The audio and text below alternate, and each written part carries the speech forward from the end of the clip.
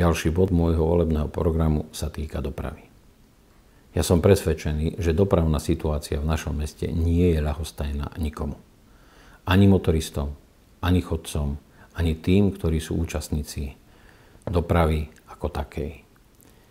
Pokračovanie diaľnice Bukov-Svrčinovec je základným a nosným pilierom vyriešenia tohto problému. Na to nadväzuje veľa práce v našom meste, aj keď dnes sa hovorí, že malý obchvat, teda preložka cesty 1.11, bola otvorená. Bol to v podstate krok do neznáma. Je smutné, že mesto nepokračovalo a nevybudovalo prepoj ulic Podjavorínska a slovenských dobrovoľníkov a nevytvorilo podmienky na to, aby sa dalo obísť toto mesto z dvoch strán. Je naozaj smutné, že vytvorili sme niečo, čo zatiaľ občanom neslúži, skôr v prípade spustenia semaforov ubližuje.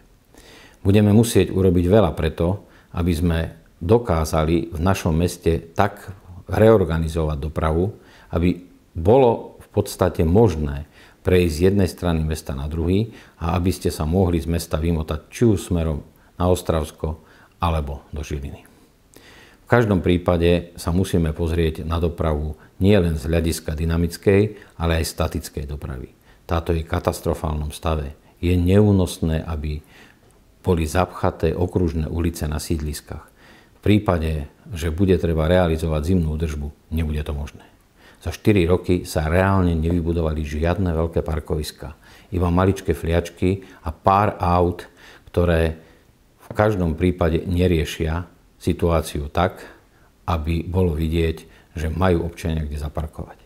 Bez pomoci aj súkromných investorov, ktorí by mohli pomôcť mestu vybudovať parkovacie domy a vytvoriť veľké a veľkoplošné parkoviská, ako napríklad Gabrišovský potok, ktorý sa nám podarilo v časti zasypať, bude treba pokračovať v tomto a vytvoriť tam veľké parkovisko, ktoré odľahčí dopravu. Parkovisko možno dvojpodlažné nad nemocnicou, veľké parkovisko na Chalúbkovej ulici, ktorá teda končí smerom do toho voľného priestoru, bude nutnosťou a takisto na Žarci nad obchodným centrom Tip-Top, teda nábytkom, je nutné realizovať veľkoplošné parkoviska a aj v vnútroblokoch, tam, kde to je možné. Bez toho nebude možné vyriešiť dopravu ako takú, či už statickú alebo dynamickú. Ďalej je treba myslieť aj na našich podnikateľov v centre mesta. Ak nepriblížime parkovacie možnosti našim podnikom, podnikateľom, ktorí v centre mesta podnikajú, tak nám budú ľudia odchádzať do nákupných centier a budú tam tráviť čas a naše reštaurácie a centrum mesta bude zývať prázdnotou.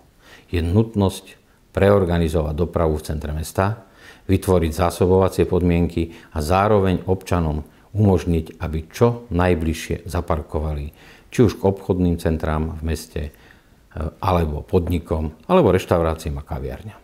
Toto je taktiež nutné realizovať.